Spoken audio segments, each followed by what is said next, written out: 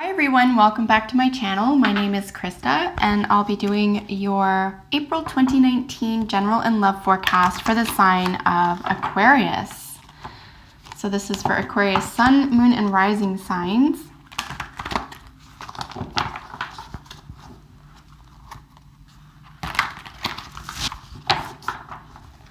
All right, what does Aquarius sun, moon, and rising need to know for April 2019? Aquarius, sun, moon, rising, April 2019.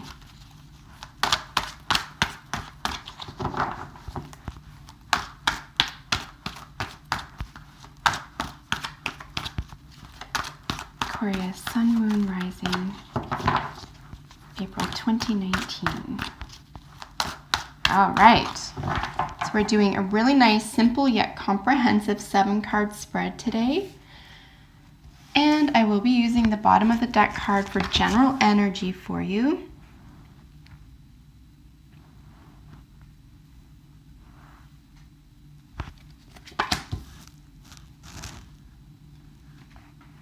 See this move down a tiny bit.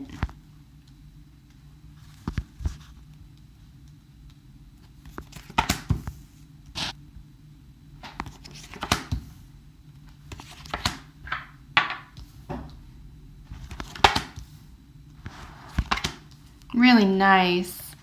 What lovely energy for you, Aquarius, at the bottom of the deck for you for general energy. Of course, is this glorious Page of Pentacles. This is a new opportunity, gift, or idea being brought to your attention, given to you, gifted to you. It's something that is valuable to you, whether or not it is, say, pricey or expensive. It could be a new opportunity or news about an opportunity to make more money, or again, something that you value or you find valuable. And of course, our values can include our value systems. So this is always a beneficial card to have. The pages are just lovely energies. Also, this could be a young person, someone younger than you who is an earth sign in your environment this month. Capricorn, Taurus, or Virgo. And just out of curiosity, what's under there? Look at that. A nice victory card. So yeah, something that's really pleasant, something that feels good for you here. Something that might even feel victorious. And maybe you weren't even expecting it, but definitely something that's going in your favor, something that's going your way. And it's being brought to you or presented by you to you in a very sort of small, matter-of-fact, practical way, but it's very sweet, and of course it means a lot to you. So in our past, we have the 6 of Cups. This is nostalgia, longing for the past, sentimentality. I do want you to see that when we flip the card in the reflection in the water, this woman can see almost a younger version of herself. There's a little girl in the water there, and her hands are sort of folded like this. So, I mean, there could be something having to do with a prayer, an old prayer, remembering yourself as a youth, getting in touch with that part of yourself. There could even have been a new understanding about that part of yourself as well. But seeing as this is in the past, this is something that you've already gone through. You've already been able to put it there in its place, and harbor no hard feelings about it. So I think you've come to terms with this, whatever was longing or bringing you into the past here. And this is just essentially something that tugs on your heart. It's not necessarily a bad memory. It's something that just that you recall fondly, perhaps. In the present, we have this gorgeous rushing energy of the 8 of Wands. This is a lot of good news coming your way, expected or not. Like I said, this could be something that you just couldn't have anticipated. But nonetheless, it's information and good news coming your way. Something that could even, elevate you somehow. This could be something that guides you to a higher level, or gives you a new idea, or gives you a lot of, faith in yourself, or your talents, or your energies, or your concepts. But ultimately, this is feeling very confident. It's a very confident card. It means go, go, go. You've got it together. People speak your language. You're in You're where you're supposed to be. You're doing what's right for you currently. In the future, we have sort of a tricky energy here. So I'm going to read this 2 different ways just because there's really nothing difficult around it. So we're looking at trickery. Perhaps there's a gambling or a gamble, slight deception here. It doesn't always mean a bad thing. And all I mean by that, if you're planning a surprise party for someone, for example, and they say, "What are you up to? I see you on your phone all the time," and you have to tell what we're going to call a white lie. I mean, you could be accused of trickery. That's what I'm applying that to. Otherwise, that's the only white lie we want to tell, where you're sort of like shielding someone because it would upset a really exciting plan. If it's not that, Aquarius, I'm going to say really check who you're trusting and believing at this time. And if this is you and you're working on your own or dealing with something on your own here, I'm going to suggest that you check what you're saying and doing. You don't want to be accused of gambling or be accused of being tricky or trying to get away with something. There's an element of getting away with something here as well. Make sure you're on the up and up, particularly with your thoughts and your speech. What are you saying and believing both to yourself and to others? Don't get caught, especially if this is happening around you. Try to not get caught up in that either. You don't want to be rushing, think it's exciting and then rushing into something that really can't hold water here or can't hold its weight, isn't worth its weight in gold. 7s also are a time of revision, reflection, editing. So it may be that you have to decide on something here, decide on who to listen to at this time as well. The card representing you is this glorious High Priestess. I would suggest to get out of the mind and into the intuition. The intuition is it's a gut feeling. It's your instincts. It is what we tend not to pay attention to because we're so busy listening to other people, excited by new events, distracted, right?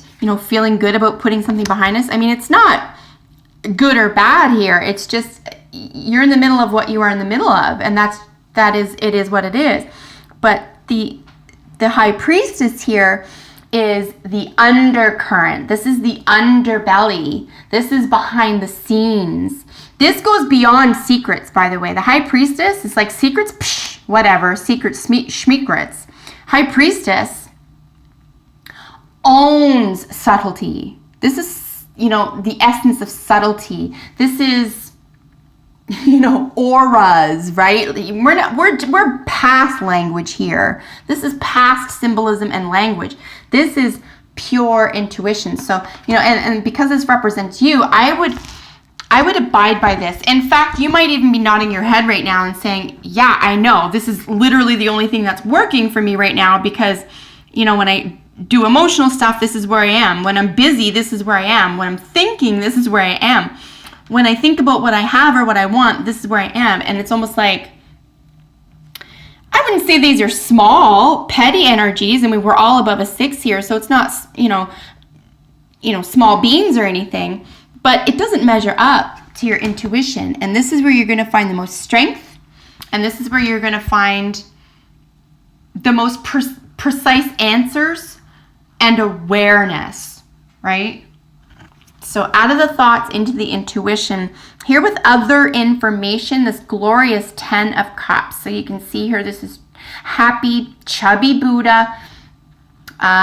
This is the ultimate happiness card. Of course, the 9 right before this is the wish coming true. And the 10 is, this is celebrating your wishes coming true, celebrating your emotional wellness, your emotional happiness. And again, it could have something to do with your past, something you already put away, something you feel secure about now, right?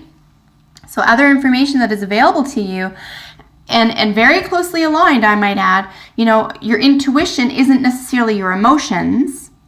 However, a strong emotional world will bring you closer, will make it more comfortable to tap into your intuition. So, try this as well. Try these 2 worlds, out of the thoughts, out of the action, into the intuition, into the healthy emotional world. This is also turning a page, right? 10s are completion. I think you're completing something here, something that you thought perhaps was beyond your reach. And like I said, you went within, trusted your intuition, looked around you, looked at those signs, started body language, auras, that type of thing. Like you can get kind of fun with it here, and it'll prove its worth to you. It'll prove that it's reliable. Here is your challenge. So letting something go completely and forever. So this is our death card, our transformation. This is not a sudden change. We would see that in the Tower. This is something that we've maybe been struggling to let go of, struggling to see put away for good. Something that we don't feel we have perhaps the strength or the tenacity or the wherewithal, the sense of self to deal with, but I think you do. I think you do. And I think because here we're looking for something to be, we're going to start, we want to see this nice Ace of Cups next, right? We have this emotional wellness, this emotional overflowing, and everyone feels it. The challenge is maybe to put something that isn't working. I'm going to suggest the Seven of Swords here. Maybe put our thinking or, bad habits, that type of thing, negative thinking, that type, that within that vein. Maybe this needs to be fully put away forever. And lovingly. You can do it with love. You don't have to hate what doesn't work for you anymore. You don't have to despise who you used to be. It's not like that. You can love what you've been through. You can have respect for that. And you can even say, that's what I had to do. Or that's what I was. Or that was then. And then you can grow from that. You can say, I no longer need that or it or them, etc. You can let it go now, and you can make room for something new. So our outcome is this beautiful Page of Wands. 2 pages are lovely to see. This is really nice, exciting, sweet energy. We do have someone youthful here as well, someone who could be younger than you, as a fire sign, Aries, Leo, or Sagittarius. But ultimately, this is really, again, energetically speaking, even the colors are similar. Energetically speaking, your outcome is really exciting. Some really good news here, exciting news. And I'm going to suggest it has something to do with finally making room to move forward with something. I'm going to put our 6 of Wands under here just because I did read these together. So a little bit of victory there. It's a pretty solid reading. I feel confident there's not a lot more information that we need, but in the essence of fairness, I will get another qualifier card for you. Let's look at the challenge. Why is death coming up as the challenge for Aquarius, April 2019? Why is death coming up as the challenge for Aquarius, April 2019? Yeah. Old systems. Oh, so these are very severe systems, established systems, institutions. So something institutional. Something that something as simple as a vow and a contract, could be marriage, could be a contract of any sort here. But something goes to the wayside here, something that was built to last, institutionally speaking. Could be the institution of marriage, but it could also be law, architecture, music, art. What are other institutions? The institution of medicine, actual religion, right? So, wow, I didn't expect to see that actually on top of the death card. But we qualified what the challenge was. So it's something having to do with long-standing or long-term established institutions.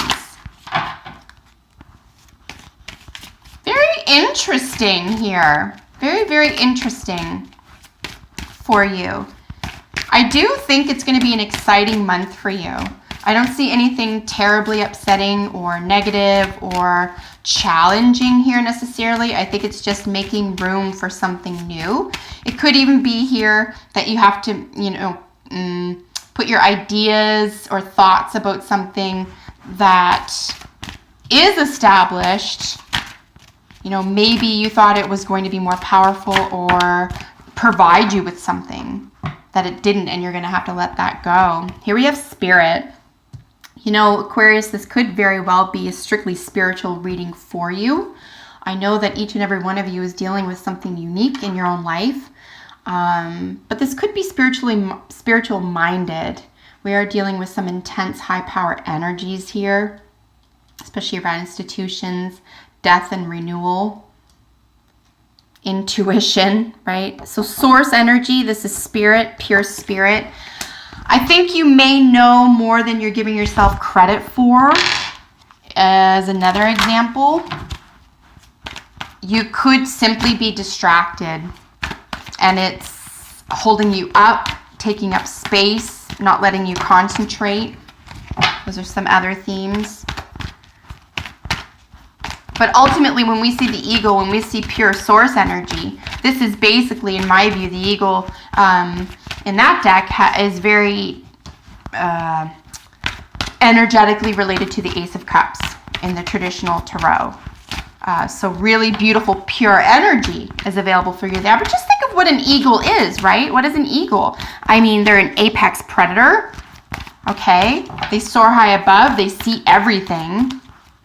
And they are independent with a capital I. They're also stunning and majestic, right? Body care, something having to do with your body. Maybe you've been neglecting parts of your body, parts of your life.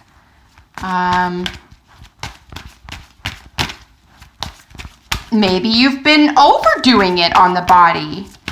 Maybe there's too much attention being spent on the body.